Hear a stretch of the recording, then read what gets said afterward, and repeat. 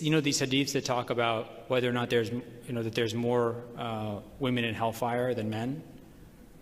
Do you know that actually in the chapter of Sahih Muslim that deals with this issue, the first report in that chapter is an opinion of Abu Huraira. It's not a prophetic hadith, it is an opinion of Abu Huraira. And a group of Muslims in Medina, this is after the death of the Prophet ﷺ, a group of Muslims in Medina are debating whether or not there's more women or men in heaven. And Abu Huraira says, they come to him and they ask him what his opinion is. And he thinks and he says, there's more women in heaven. Why? Because the Prophet said that this group of people who enter heaven, each man will have 2 wives. Therefore, there's more women than men in heaven. Right? And then you see, wait, but there's other hadiths where the Prophet says, ﷺ, says that the women are the smallest number of people in heaven. Men are the greater number. And this is very interesting. What does a great scholar like Ibn Hajar al-Asqalani, who's a famous, probably the most famous kind of medieval hadith scholar, he's from Cairo, he died in 1449. He says, this person narrating this hadith probably made a mistake, because this person thinks that if there is more women in hell, there have to be less women in heaven. Whereas if women are the majority of mankind, Ibn Hajar says, if women are the majority of mankind, then even if you have exactly half of all men going to hell, and exactly half of all men going to heaven, and exactly half of all women going to hell, and exactly half of all women going to heaven, you still have more women in both heaven and hell. And so he says, this is my explanation for these hadiths.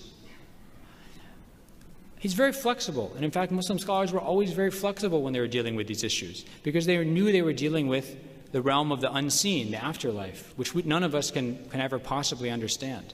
That's why they would always use the famous saying of the companion Ibn Abbas, لَيْسَ فِي الدُّنْيَا مِمَّا فِي الْآخِرَةِ إِلَّا الْأَسْمَاءِ.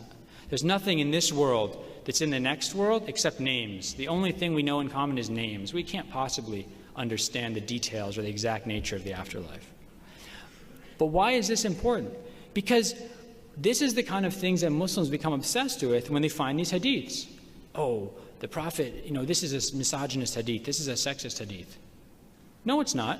Because the very people, not only the companions of the Prophet, but generations and generations of Muslim scholars after them never thought this was saying that actually there are more women in hellfire than men. They never interpreted like that. As I said, most of them actually believe that there are more women in heaven than men. What were they interested in? They were interested in the wisdom that the second part of all these hadiths, no one ever talks about the second parts of the hadiths, right, where the Prophet says to the women he's talking to, he's trying to give them lessons to help them improve their lives. So he says, تُكْثِرْنَا اللَّعْنَ وَتُكْفِرْنَا الْعَشِيرَ. You're women, you're cursing a lot, and you're being ungrateful to your husbands. And he continues and he says, what is ungrateful? It means your husband is always good to you, but then one day he doesn't do something good for you, and you say to him, I've never seen anything good from you. And this is a very interesting phrase. I think maybe people in the room have heard the phrase before, right? It's possible. It's very good advice the Prophet is giving these women. He's saying, be grateful when you have a good husband. And then in other hadiths, he gives advice to men.